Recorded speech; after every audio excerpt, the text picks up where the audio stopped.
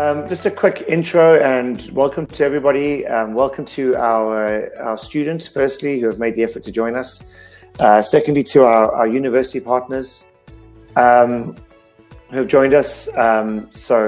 Grace is joining us from Centennial, and then we've got someone joining us from University of Guelph as well. So we'll introduce them once Grace is finished.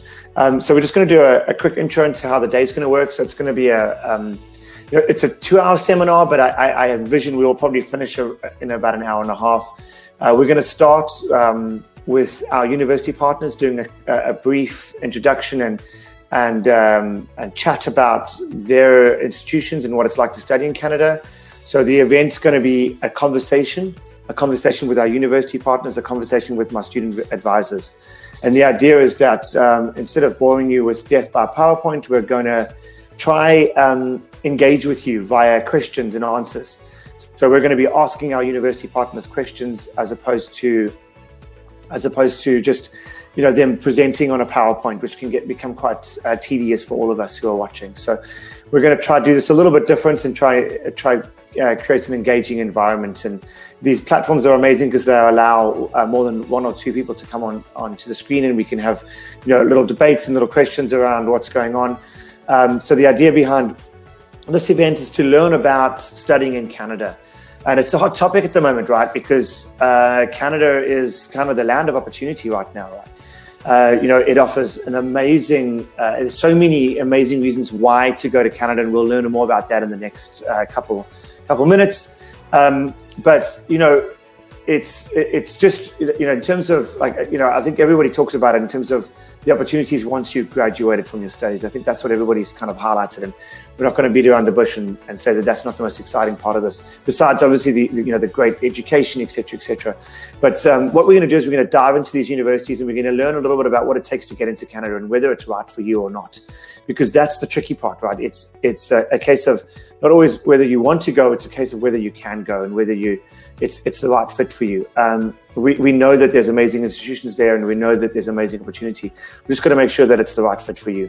And when it comes to Canada, we've got to really focus on education and about going there to study. And that's what we really want to try to highlight in this event, because again, a lot of people are misguided on the idea that they're just going to go there and go live in Canada. And that's not how it works. When you're going to study in Canada, it's about going to study in Canada. And that's really what we want to kind of keep the theme about in this event, is about making sure that you understand when you go there, you're going there to study and to get a super high quality education. You're not going there to go live in Canada. That is an opportunity that may present itself when you graduated, but it's not something that's going to be the sole reason for you to go there. Anyway, so just to give you a quick introduction about who we are and what we do.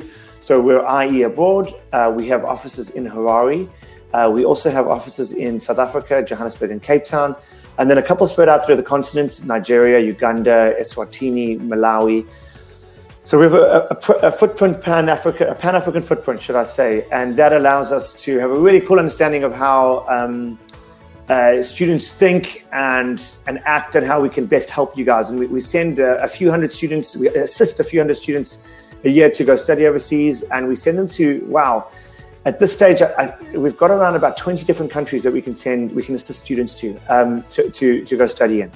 So lots of opportunity from what we would consider price point right up to kind of premium, high-priced study opportunities, and all offer different types of opportunities. So we have a lot of different options outside of just Canada. And what we do is we basically work for the university. We're their in-country representative.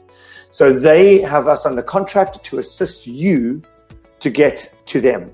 So that means one-stop shop, from application to sitting in before application, pre-application, and doing, talking about what university is right for you, and looking at different options and discussing different course choices. We will sit down and do all of that with you. We will then do your application with you as well. After that, we will go through your visa process, and we will hold your hand right through the visa process and make sure that you know exactly what to do when it comes to finalizing your visa. After that, we will work with you to book your accommodation, your study accommodation, your student accommodation at the university or off campus, depending on what suits you, and talk about, support things like, what to take with, and we'll be going through that later on in the presentation. So that's going to start at about 7 o'clock. So just to give you a brief of how this is going to work, first we're going to jump over to Centennial. Then we're going to go over to University of Guelph. After that, they're going to have their own sessions. So if you look again over there, hopefully you'll see stage and you'll see sessions. Sessions are smaller stages which will be hosted by the university partner. So you can jump in there and ask questions directly to the university partner. Because once we end their session, they've only got 15 minutes to speak. We're going to be moving on to the next topic. So after the universities, we're going to move on to a little bit about a kind of general idea of what it takes to get to Canada and how IE Abroad can support you through that. A little bit about what I spoke about earlier in terms of application support, et cetera, but we're going to dive deep into that and look at entry requirements for undergrad and postgrad and whether it's the right fit for you. And then we might look at some alternatives as well. So let's say you're not the right fit for Canada and you realize you're not going to be able to get to Canada. We're going to look at some alternative universities, alternative countries and options that might work for you as well. And discuss the cost and the price points of each location as well. So without further ado, I'm going to invite Grace over from Centennial, and we'll go from there and get started. Hopefully this works, and I'm able to bring Grace on. So just bear with me if I'm not as good as what I think I am. So I'm going to invite Grace over, and hopefully Grace will jump in. Hopefully I've not lost her. Grace, are you there? Okay, Grace is having a little bit of a technical issue with audio and video. Let me ask her to try again.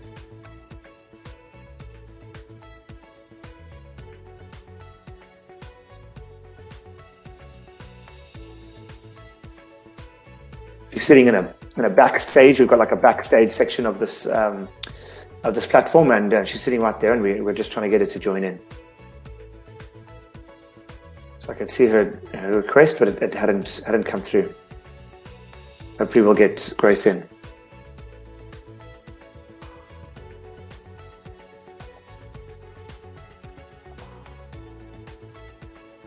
Apologies, guys. Just give us a couple of minutes while we get this working. Oh, we've got Ernest. Well, if we don't get Grace on board, we'll start with University of Guelph, and we'll get Grace to join in afterwards. That might be a better plan. Oh, okay. Grace, do you want to try join? Because we do have Ernest here, who's trying. But if you want to try again, Grace. Okay, I'm going to let Ernest in, and then we will come back to Grace. So we're starting to run out of time. We're already over time. There you are. We got Grace. We got Ernest as well. Okay, wow. Awesome. We got all three of us. Okay, fantastic. Beautiful. Hi. Hello, Grace. Hello, Brent. Hi. Can you hear me Hi. good? Yeah, we can hear you fine. We can hear you Oh, fantastic. good. I hope I'm not taking somebody's spot. Well, it's Grace's turn first, but you're welcome to stay in. I mean, you can jump out and jump back in the next 10, 15 minutes. I'll catch you on the backstage and call you in. Excellent. Yeah, I think Thanks, because there are two parallel screens running, so I'm not sure which screen I should be, but great, I'm here now. Well, welcome, Grace. I've just removed Ernest, so I'll invite him back in when it's his turn. Sure. Cool. Okay, so what we're gonna do is I don't know if you've I don't want to. Do you want to do a quick introduction about? Let's start with that. A quick introduction about who you are and where you guys are located, and a little bit about the college and what a college is, maybe, because a lot of people might not even know what it is. Sure. How that works. Sure. Hi. Well, thank you for introducing me, and thank you so much for having me on board, Brent. I really appreciate your time and the effort that you have put in to organize this for us. Well, my name is Grace, like you said, and I am the sub-regional manager for English-speaking Africa. I've been with Centennial for close to 2 years now, but when it comes to international student recruitment, I have over 7 years of experience. So I have worked with the UK universities and also Europe universities in the past. Okay, so that's a brief introduction about myself. And let me quickly, because I don't want to take too much of time, let me quickly jump into what our university is about so that students have a basic understanding of what to expect and who we are. Cool.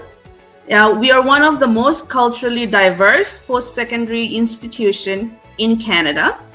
And in the past, we have 5 campuses located in different regions in Toronto, and we hosted over 14,000 international students from 126 countries, which speaks volume about the size of the institution. So for students who are skeptical about how authentic the college is, because sometimes when you are applying for a college from a distance, there are many things that cross your mind, right? So on the onset, you don't have to worry about that, because we deal with thousands, tens of thousands of international students with us. And then Centennial College is Ontario's first public college that has 5 campuses in Toronto. And we offer high quality Canadian education. And our focus as a public college is a hands-on employment focused. So as a public college, as against university, no offense to any university, but university is more focused on research and academic excellence, which is amazing for students who want to pursue academic. But for students who wants to come equip themselves with skills that will help them get a job immediately, and if they want to take back that skill back home, or they're looking at a possibility of settling down in Canada, provided they meet all the requirements, it's a great program to enhance your skills and also fit into the culture, into the work culture of Canada, right? And to help students achieve that, we promote Centennial College in general. The program promotes experiential learning with laboratory instructions. We also provide co-op education and industry placements to assist students. So that's in brief what Centennial does for our international students. Fantastic. Thank you, Grace. That's really cool. I mean, and I think that's what it's, you started touching on it, what's the difference between, a university and a college. And it's quite exciting because we have a university with us today, and we have a college, and it's quite a nice way to kind of for students to see a little bit of what the difference really is. Mm-hmm. And I think what we can really kind of make sure we put across is that it's no difference in quality between the college and the university. Absolutely, it's different, just a different type of institution. But in Canada, you can answer this for me. But in Canada, they're going to be the same sort of quality. Am I right in saying that? Absolutely. I think the only difference would be the student's choice. What is their goal, their ultimate goal? Do they want to pursue academic excellence? And I think, to be honest, I will not recommend them to come to Centennial as a college. Yeah. They should go to university, provided they meet the requirement. But if their focus is on gaining skill immediately, short term, right, and more job oriented, we're more of a vocational kind of institution, and we partner with about 800 program coordinators across industries who help us create that program and credentials in our program. Yeah, so I think it speaks for itself when you look at like employment factors, and that's where I think it really kind of stands out. And a lot of the time, the colleges offer higher, employment stats than the universities do. In terms of once they're graduating, students are getting jobs easier out of the colleges than they are sometimes out of the universities. And also because of the focused education. Yeah. Sorry, Grace, say that again. And also not to forget the price factor, right? Well, absolutely. Yeah. Price is a big factor, right? It's a lot more affordable to go to a college, and you can do a qualification in sometimes 3 years, as opposed to 4 years at a university. And the advantage of studying in a college is it doesn't stop you from going to a university later in your career. Absolutely. So you can gain those experience, skills, work for a while, earn your money, and support yourself. So you can come to Canada, earn your degree with ease, without much of a stress, and then you can eventually progress to a master or a university degree. So or just finishing your undergrad, yeah. To be honest, for me, I think that's one of the biggest opportunities outside of the cost and the employment factors. I think the fact that you can do your 2-year diploma and then go out and work for a year or two and get some work experience. And as you know, even though while you're doing your diploma, you're probably going to do some work placements, but it's so great to go out there and do that work experience and then come back and finish your degree if you really feel like you need to, get that degree experience. Especially, a lot of management roles and things like that might ask for a degree. So it's great to be able to come back and do that if you need to. You haven't closed that door on yourself, and you've still left that wide open. And it definitely allows a lot more opportunity when you get to the university once you study those first 2 years. And I mean, I'm sure the University of Guelph will say the exact same thing. They love having students come from the college who have spent those first 2 years kind of growing up a little bit before they get to the university and have the kind of heavy schedule that the academic programs do involve. I think it works well because the education system in Canada supports one another. Yeah. Right? So if first you get onto a college, you do your program, and then you eventually move on to university. And it, like I said, it really supports the system. The education system supports one another and also help students gradually move and progress. Yeah, and also, I want to make a mention. Yeah, I want to make a mention that we do have a 1-year graduate certificate or a postgraduate diploma program, which is for more of a mature and graduate students.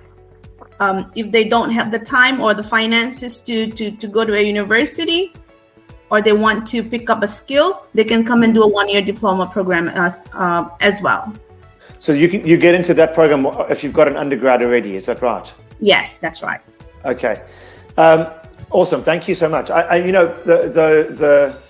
We're going to get into this in a little bit of a later date, but it's a worry of mine with the postgrad study levels in terms of our students getting into those programs. Academically, I'm not worried about that. It's more qualifying from a visa point of view. That's right. But like I said, we're going to dive a little bit deeper into that once we spend a little bit more time working, kind of learning a little bit more about the universities. So I've got a couple of questions. I'm going to just kind of fire through them if you don't mind, and you can answer them as you go. Okay, so just some things around the location. So what makes your town or city unique? I know you guys have got a big city nearby, but maybe you could talk a bit about where you guys are located and what makes it unique for a student. We are located in one of the most livable city in Ontario or in Canada, which is Toronto, right? And it is in the province of Ontario along Lake Ontario. And Toronto is a home to over 2.7 million. So where there is population, there is employment, there is business, there is thriving industry. And it is like I said, it is one of the most livable and vibrant city, not only in Canada, but also in the world. And Toronto has over 160 languages and dialects spoken, so which shows that it is a very diverse province. And for students coming from different nationality, they feel at home immediately because they can find someone from their place, from their culture, from speaking the same language. They can connect immediately. Or for students who are looking at making new friends from different countries, it's a great hot pot to make friends. And some of the reasons why, we recommend students that Toronto is a great place is the quality of life. Like I said, because it is one of the best city in the world, which also means it gives you a great business opportunity, cultural diversity. Canada has a love for arts and entertainment. So you can have any pop-up events any time of the day. I mean, of course, COVID has restricted that, but otherwise, in normal times, it's a great and vibrant city to live. And very importantly for an international student, it has political stability for the last so many years. And Canadian government is pro-international students and immigrants, which I think is the ultimate goal for any international students, because every student who has invested in the country through education wants a return on investment. And if that's something that they're looking for, the Canadian government supports international students in many ways than not, even during COVID. They have given out CERPs. They have also given out, they've also given opportunities for students to apply for PR, as long as they meet the requirements. So these are one of the reasons why Toronto is a great city to live. Awesome, thank you guys. You've actually answered like 4 or 5 of the questions that I had on from that. So that's sorry about that. You did all my job for me. I'm just going to get into a couple technical questions around, like, could you just, what's the, if we're looking at a Zimbabwean student, and I don't know if you can recall what Zimbabwean students do. They do O levels, which is like a GCSE, RGCSE type equivalent to like the UK. So they run a UK education system. And then they do the A levels, which is like the 13th year. And I know in Canada it's 12 years and then 4-year degree. But what sort of level are we looking at entering into the undergrad programs? Okay. Could you give me a brief on like entry requirements for like an average business program, for example? Sure. So if we're looking at a post-secondary, we are looking at A levels. Okay. Right. So that would be the minimum basic requirement. A levels is something that we would look at. And if a student is from Zimbabwe, it's considered an English-speaking country. So we will not require an IELTS or English proficiency test from them, provided we have a basic English requirement. So they have to meet that. If they don't, then of course they will have to prove their eligibility. So what is that, like a C and O level? Yes. Yeah. Okay. I think it's a B. Sorry, it's a B. Is it a B? In English, wow, that's quite it's a high. B. Okay, interesting. Yeah. Okay, interesting. In English, it's a B. Okay. And in terms of the A levels, what sort of grades are we looking at? Well, we're looking at an upper. We're looking at English and math. We're looking at B, and another 3 programs. Any of the generic 3 programs, we're okay with C. But again, it depends on the program that they're applying. Of course, the programs have a higher requirement based on the nature of the program. Okay, perfect. And then the last question: do you guys offer like a pathway? And it's actually in the questions over here as well as my questions. So our student is looking for a pathway into aviation, but in general, do you guys have pathway programs? So like pre-university programs, if the student doesn't get, the B's or the C's that they might need to get into the university directly. Okay. Well, I don't have a straightforward answer to this, because if you don't, for a graduate student, if you don't meet the requirement, then you can go one level down. But for a post-secondary, if you don't meet this requirement that we just mentioned, it will be difficult for us to take them on board because we don't have a pathway per se, except for English, which I think most Zimbabwean students would not need it. No, they won't need it. Yeah, no, for sure. But at the same time, we have a pathway that leads from our college to another international universities, not only in Canada, but also across the globe. So there is a pathway to step on from Centennial, but not a pathway to get into Centennial if you don't meet the basic requirement. Okay, also interesting. Because we're not offering a bachelor program. Ours is already a diploma, right? So our academic requirement is considerably or relatively slightly lesser than the university already. So dropping that all the more would, we fear that the students would struggle once they come on board. Yeah, for sure. No, I understand. I'm just going to say though, and because this is a talk around studying in Canada and colleges in general, as much as we love to highlight your college, there are other colleges that do offer pathways. So for those who are wondering about that, it might not be that Centennial is the place, but we have other options that will fit that. Oh yes. But it's good to know that you guys don't. But there are to answer that question, to answer myself even, and to answer is it Larissa? Larissa. I'm not going to try to pronounce the name. Just to give you one option, for students who don't meet our requirements, we don't have a pathway. However, we do offer them other alternative programs that may that may be of their interest. So it will be a little bit of a trade-off for students.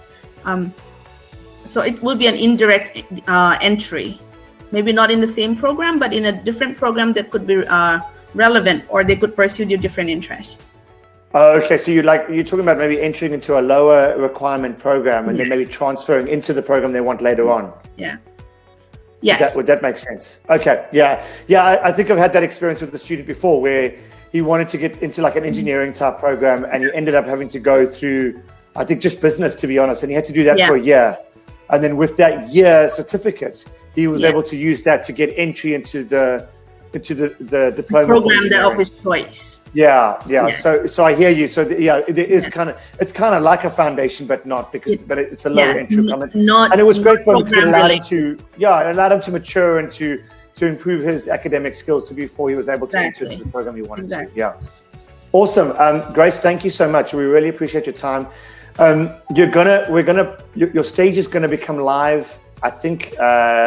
Tindar, you're gonna have to remind me on WhatsApp, please. But I think it's in the next 10 minutes or so. I think your stage will become, your session will become live.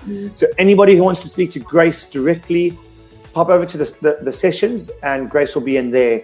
So that's around about there. I'm hoping that's what it looks like on the screen. And you can click over there, and it'll open up at about 1:45, I think. And you'll see the Centennial stage, and you can pop over there and chat directly to Grace and ask her any questions you want. You can even jump on and like we're chatting now, and chat live. Although just bear in mind that you're going to be live to everybody that's watching that specific session at the time. But Grace, thank you so much for joining us. What we say. Be careful what you say. I know it's a little bit intimidating, but maybe what you want to do is grab Grace's email or contact, and maybe set up a one-on-one later on, or reach out to us, and we can arrange a conversation between the two of you, and we'd be more than happy to facilitate that, because we do know that it's really helpful speaking to the university itself, and that's what we're here to do. But Grace, thank you. We really appreciate it. I'm gonna say bye. If you want to say a quick bye to everybody, and then I'm gonna try to bring Ernest back in. Yep. Thank you so much, everyone, for joining in. And like Brent said, I'm available. So if you have any questions, reach out to me directly, and we can take this session aside, and then Brent can go continue with whatever he has in mind. Is that okay, Brent? That's perfect. Yeah, I'm just trying to invite Ernest over, and then we can. Do I leave, or will you knock me out? I can knock you out. Okay, go ahead. I'm just typing, so I can't even type join. I'm trying to do two things at once. Okay, I'm gonna knock you out. Grace, thank you again for joining us and for supporting us. We really appreciate it, and I hope that the students enjoyed listening to us. Thank you, Brent. Cool, guys. Okay, I'm just trying to get. He's one here, and I don't think I spelled his name right when I typed him. Awesome. Let me get Ernest on board. Hello, Brian. Welcome. Thank you. Thanks for joining. Thanks very much for having me. It's a pleasure. Yeah, cool. Yeah. It's so good to have you, because it's so nice to have had to have a bit of variety, right? And the institutions that we've got joining. So we've had a college, which is really exciting, and it's so nice to learn about them. And now to kind of learn about a university, which is really cool as well, because I think for students, when they think about, so many of our students, they just think, university. So it's nice for them to understand that there's different types of institutions in Canada. So anyway, Ernest, welcome. I'm going to give you a quick, let you introduce yourself and introduce your institution, if that's okay. Absolutely. It's really a pleasure to meet everyone virtually now. I'm definitely looking forward to when borders will open and we'll be able to actually meet you face to face. My name is Ernest Damali. I work at the University of Guelph with the International Recruitment and Admissions team. In my role and capacity, I work closely with students from the African region as well as from the Caribbean. But I'm also happy to say that I was an alumni of University of Guelph about 9 years ago. And so I am happy that I can bring my experience, but also the knowledge and the worth of what University of Guelph really stands for. As an institution, our tagline is to improve life. So for me, I always say, if it's on top of your mind to improve life, come join us and together we will do that. Now, University of Guelph as an institution is rated the 4th comprehensive university in Canada. And we are happy to say that not only are we a top Canadian comprehensive university, meaning that there is a lot of options to explore when it comes to degree programs, programs at the graduate level, whether you're looking at master's programs, programs at the PhD or doctoral level, or possibly you are even actually looking for research opportunities. But I'm super excited to say, aside all the wonderful academic credential, where you can definitely choose between almost 13 degree programs across 86 major areas, which I will touch a little bit more. We also have an overall great marks when it comes to student experience. McLean in 2020 did a research of institutions within Canada, and out of the 10 categories as far as student satisfaction is concerned, University of Guelph was ranked overall number 1 in 6 categories. So if you are looking at student-faculty connection, you definitely have it on campus. If you do not remember anything at all, one of the categories which I really love to speak about definitely is extracurriculum and residential experience for our students. As an institution, not only are we known for us the Canada's food institution, but also if you're really looking at the best Canadian university campus food, you look nowhere else. You gotta be at University. The important stuff, right? The important very, very important. Absolutely important. The degree's good, but the food's better. The degree is excellent, but the food is fabulous. And I can tell you, you need to eat well, to study hard, and to be able to improve life. And that is one thing I love to speak about. When it comes to our degree programs, we have quite a number of programs that range across different disciplines. So whether you are looking at the physical and life sciences, or the arts and humanities, social sciences, business, agriculture, and veterinary school. So I have been mentioning that we are known as the Canada's Food University. So not only on the hands-on and in terms of production, we are really second to none in Canada as far as agriculture is concerned, but our food science program also ranks very well in the world. And veterinary school, absolutely second to none.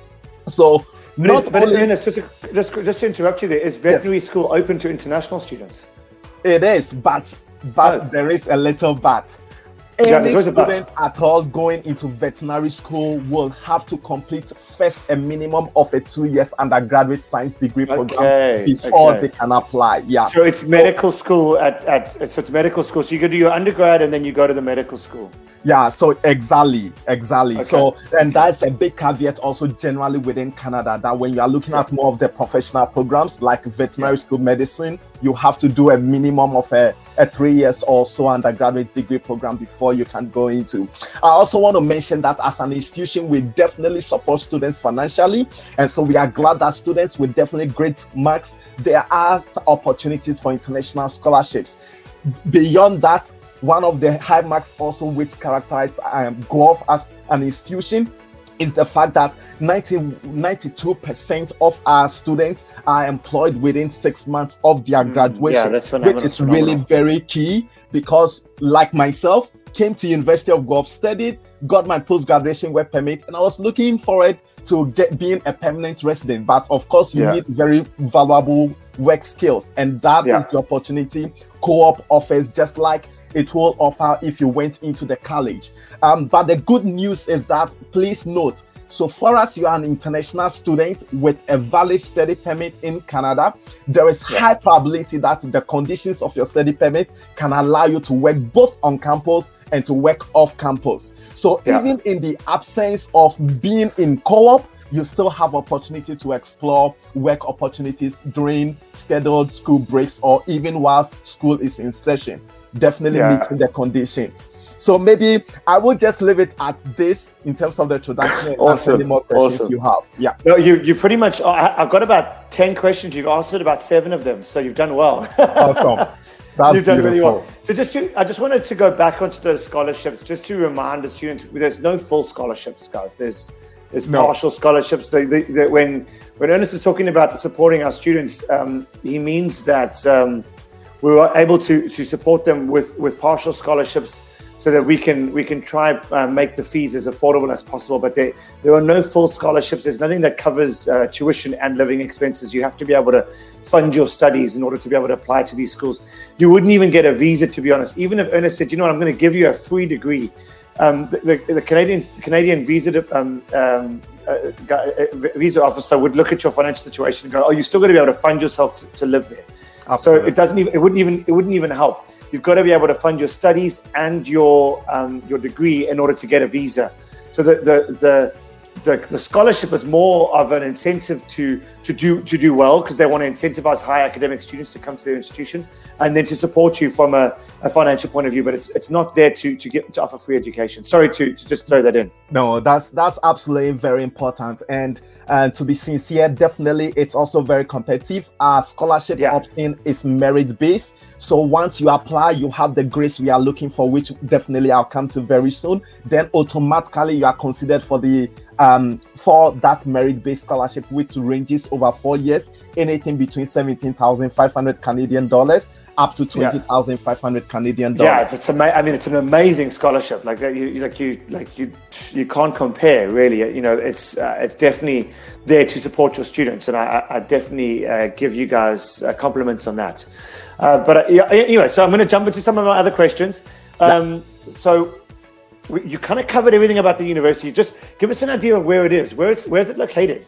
Yes, that is one of the great motivation for our international students.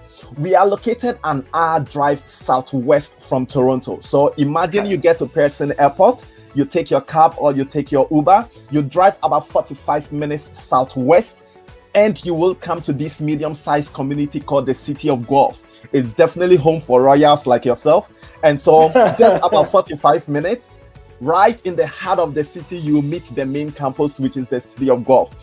I personally love the proximity in the sense that, yes, Toronto is a wonderful place to be, or the greater Toronto area. And certainly if that is your choice, please go ahead. But if you are definitely looking at a major community with a small town feel in the vibrancy for you to focus, but easy commute from the city back to the GTA, then that is Guelph is definitely a place to look at. It's rated one of the 50 best places to live in Canada. Actually, it's home to major music festivals. But more importantly, for me personally, I love the fact that it's really very close-knitted. Population is just above 133,000. And okay, so it's not so small. It's still quite a big town. Exactly. Yeah. So it gives you that major community, but with a small town feel as well. Yeah. And for one, just a kilometer walk away, about 1 to 2 kilometers walk away from the city, the campus, you easily can get to downtown. And my favorite spot in the city is the boat house. Guess what? The boat house, you can go kayaking, you can go canoeing, and there is an ice cream spot. So you can guess why it's my favorite spot. with a wonderful greenery. Just go kayaking, exercise, and have some good ice cream to replenish your energy. And Ernest, I can only imagine being 45 minutes to an hour out of the city. It's a lot less expensive to live as well. So the cost of living is going to be lower. That's another point. That's one of the bigger factors of living out of these big cities, because Toronto can be quite an expensive city to live in. So to live out of the city in the more kind of commuter suburban areas, you're gonna have that same opportunity of work, being able to work in the city, but being able to live outside. Your cost of living will be a lot lower. Yeah. And then okay, just jumping into a couple of the questions. So let's talk about some technical questions around entry requirements. Let's for example talk about business. If I wanted to do a business undergrad program, what sort of entry requirements are we looking at? Yes, so from a Zimbabwean point of view, remember, like Zimbabweans do A levels, O levels. What are we looking at to get in from Zim? So generally for all students applying through the O-level, A-level stream, we use 3 best grades from the O-level and a minimum of 2 from the A-level. So 5 unique subjects. Now, in these unique subjects, depending on the degree program, you may be English and math may be prerequisite. For business program, your main prerequisite courses will be English and your math. Across the 5 subjects we are looking for, your minimum grade should be a B. Trust me, it's a quite competitive institution, and in terms of the quality of applications we receive, so great combination of B, A star. Those are what we will use for admissions, and that is how you also get our merit-based scholarship.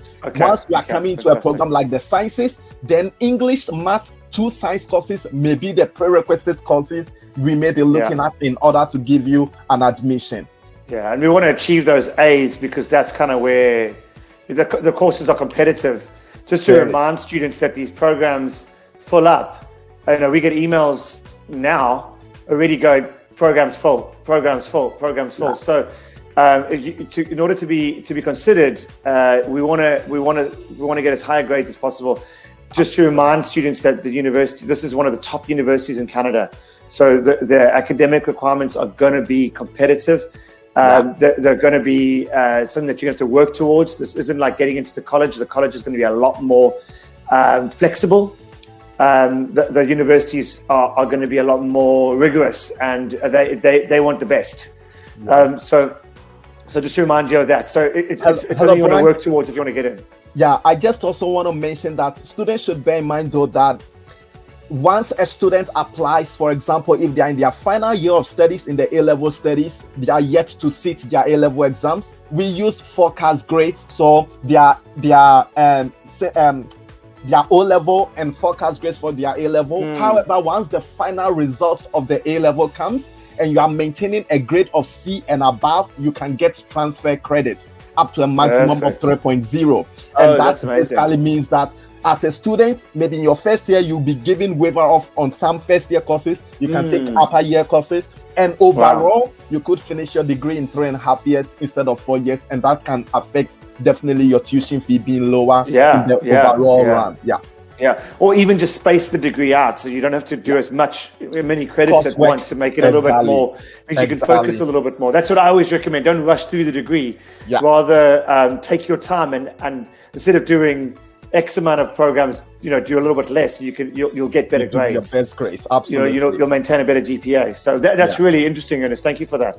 But Joe, I think I've lost my train of thought. I was going to say it's quite nice for our students though, because they graduate in January. So they write the exams in December. By January, they've already graduated. So we had an advantage because we can submit our results, that first month in January. So we'll kind of know when we're going to go. By February, we've already been able to accept our offer and we're on our way. With the Northern Hemisphere, they're kind of just tapping into it. So it makes it a little bit easier for us. And it also is helpful because the visa process can be quite long for us. So to have that bit of time as well.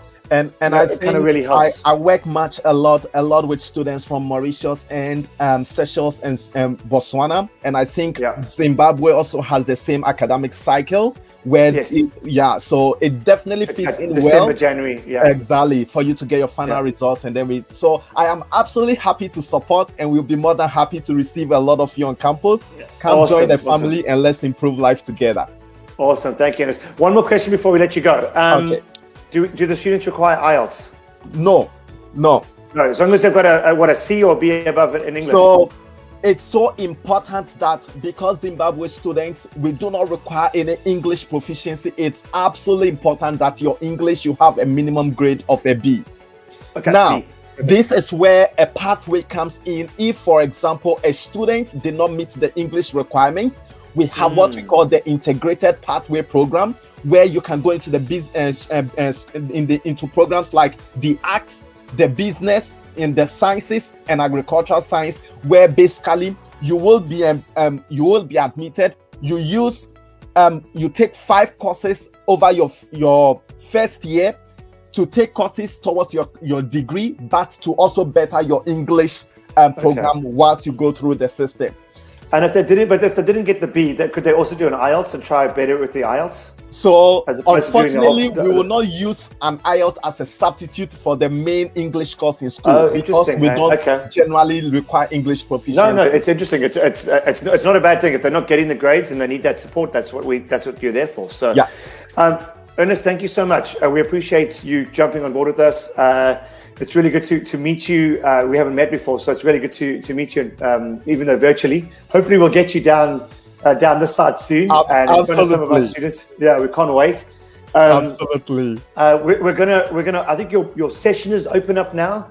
So Okay. if you jump over to sessions, there was one more question before you run, and I don't think you guys offer this, so we're going to answer this quickly. So, do you guys offer any aviation programs? No. The I don't think program so. in engineering is program in mechanical engineering or computer engineering. Aviation specifically, they may look at some of the other colleges like Niagara College, if in case you guys work with them. I think they but do. Those will have an aviation. So that student who was asking that question, you can just speak to one of our advisors later on, and we'll be able to maybe point you in the right direction.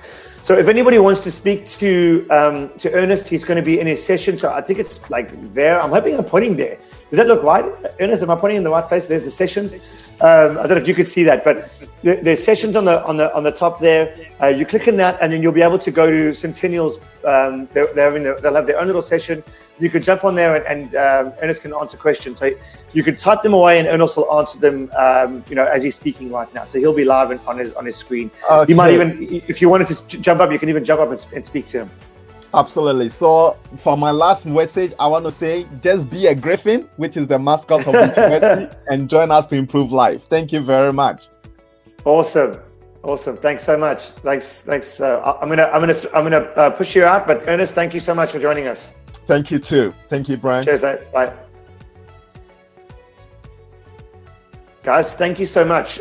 So that comes to the end with our institution section. The next thing we're going to be talking about is we're going to dive deeper into the actual visa requirements to get into these universities, because it's all good getting in, getting in academically, because these institutions will allow you to come in academically. They'll give you an offer letter. They'll invite you to come and attend. They'll even invite you to pay your deposit, and you'll think, here we go. I'm going to the University of Guelph. I'm going to Centennial. I've made it. I'm going to Canada. But the visa, that's the tricky part, because the visa is not so straightforward. So this is where we come in. Not only do we obviously help you with your application to study at the university, but before we even get there, to be honest, guys, we're going to talk about your visa. We're going to make sure you qualify, because we don't want to waste your time. We don't want you to go all the way through the application process, pay an application fee, do all those things, and then not get your visa. So we're going to make sure we qualify you from a visa point of view first, before we get to the actual even applying to the university. Let me jump into this. Any questions, guys? Please drop them in the comments, and I will try my best to answer them. I just want to see if if I missed anybody else's questions earlier on. I could try to answer those quickly. I think it was just about aviation. Do we offer pre-university? Yes, they do. Okay, I think that was it. Okay, so just to get into the application process, we kind of went over it, but just to go a little bit more deeper into it, we're looking at a statement of purpose. So that's basically your letter of introduction, why you want to study at the university, things like that. We will give you a template when you're ready to do that. A detailed CV about if you've got a study gap. So if you're not coming straight from high school, we want to know what you've been doing. A degree certificate. If you want to do a postgrad, we want to know. If you want to do a postgrad diploma, we want to know what your undergrad is to make sure you qualify. Your O-levels or your A-level certificates, we need those. As you heard, A-levels is a minimum to get in. Your biodata page of your international passports. That's really, really important. We need to know we need to see your passport. If you don't have a passport, you can't get a visa. Thanks, guys. I see some questions coming in. I'm going to answer them as soon as I can. Sponsorship letter. Academic and work reference letter. So if you've been working, we need a reference from your work. If you've got, from an academic point of view, we need academic letters from your school teachers. They might ask for 2 or 1, depending on the university. Some of them might not ask even. A sponsorship letter. Guys, this is important if you are being sponsored by a company or by a government. If you are sponsoring yourself, you would need to provide bank statements. So that's the next one, number 9, bank statements. The requirement for the bank account differs depending on where you're going and what you're doing. It'll generally cover your academic tuition and your living expenses. They look at around about 6 months worth of bank statements, guys. So they look really detailed. They'll look at your bank statements, your parents' bank statements, anybody who's involved in sponsoring you. They're going to want to know where the money is coming from. Can you afford to pay for yourself for the whole duration of your 4-year undergrad or 2-year postgrad or 2-year diploma, depending on what you're doing? They want to make sure you can afford to cover the entire duration. Finances is one of the most important parts of your visa. So it's not necessarily there for your academic requirements, but we'll get into that now. If you're going to do a master's or a graduate program, they might look at a GRE or GMAT, GRE or GMAT for your entry into your graduate program. Okay, just to talk a bit about the benefits of studying in Canada. Most of the universities teach in English. There is a French component. However,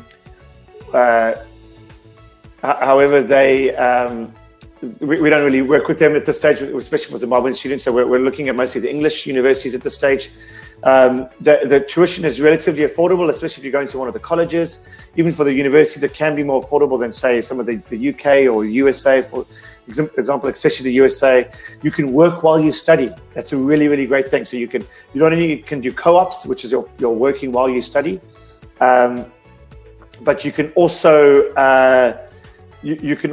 do a part-time work while you study as well. When you graduate from the university, you are able to qualify for a work permit. So post-study work permit. This is really, really cool because it means once you graduate, you can go on and work. And then it leads us on to the next thing, a pathway to a Canadian permanent residence. So once you've worked and you've lived there for a number of years and you find a sponsor within your work, you can apply for permanent residence. There's a kind of clear path towards permanent residence once you've graduated. So it's a really, really big advantage. And it's probably one of the biggest advantages of why students want to go to study in Canada, outside of the fact that it's really, really high quality of education. To get the visa, this is the tricky part, guys. The visa is really, really challenging. In some places, in Zimbabwe, for example, I don't know what the statistic is exactly, but I think it's plus 80% rejection rates. I know in Nigeria, it was around about 85% last year. So I think Zimbabwe is very similar. You're looking at very, very high rejection rates for students. This is why we are so nervous around sending students to Canada unless they absolutely meet every single one of these requirements. So valid passports, sworn affidavit of sponsorship, acceptance letter, source of sponsorship, so 6 months, sponsors evidence of relationship to the applicant. So we want to know who the sponsor is. They can't just be anybody off the street. Any gap in your education, guys, I'll be honest with you, anything more than a year or two, you're probably not going to get your visa. So if you're 21, 22 years old and you're going for an undergrad degree, it's too late to go to Canada.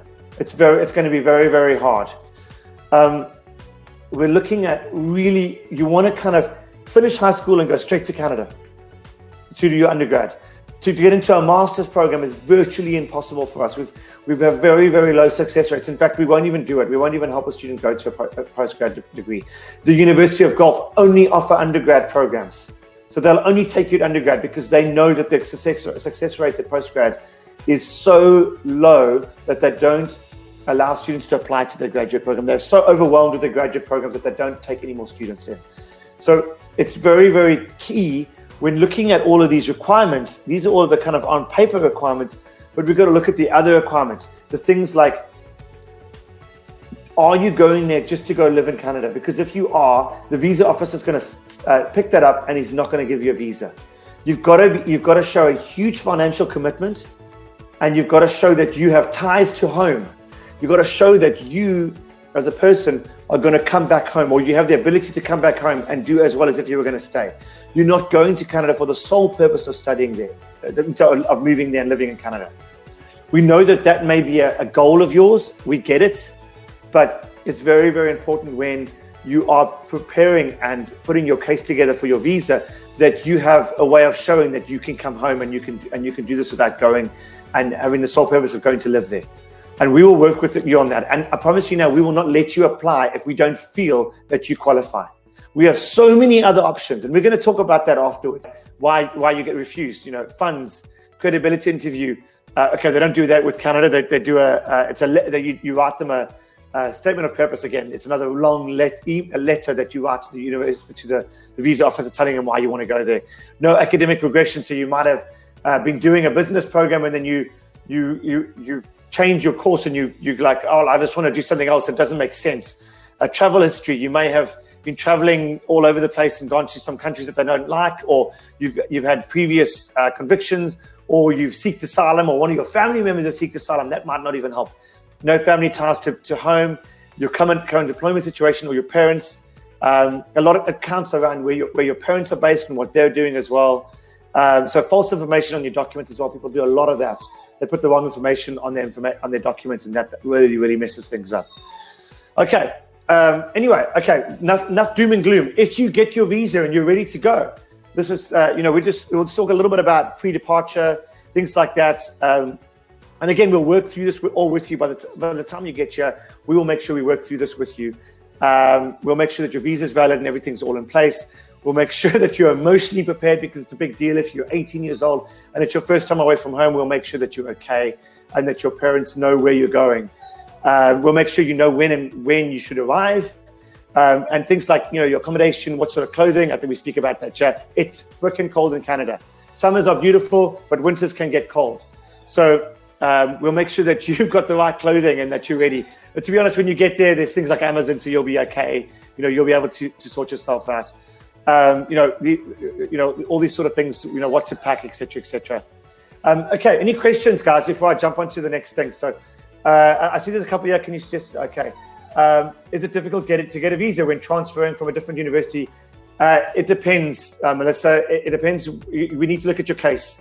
If you're coming straight from maybe the first year, it might not be that difficult. Depending on what your gap was previous to your university, we'd need to look at your whole case. As I spoke about earlier, it all depends on what you've done in previous areas. And any time getting into Canada can be challenging. Okay, so someone's talking about an app. Okay. How can I structure my personal statement? That's something that we will be able to work with you on. We have templates for that. I think someone's actually replied, just so you know. I think you already got it. Oh, there we go. 10 guys fortunately replied to us. Yeah, so we will actually work through that with you. If you come and see us in our office, we can give you templates for your personal statement and make sure that, and proof it for you and make sure that it's ready for you. Guys, we thank you so much for joining us tonight. This is going to be recorded, so we will put it onto our YouTube. We appreciate your time, and I hope that you guys have enjoyed this. And if you've got any further questions, drop us an email, drop us a WhatsApp. We're always available. Thank you to our university partners for joining us, and thank you to Kundai, Lisa, and Tendai for setting this event up. I'm happy to have hosted it, and I'm happy to have been here to talk to you all. Thanks, guys. I wish you all the best.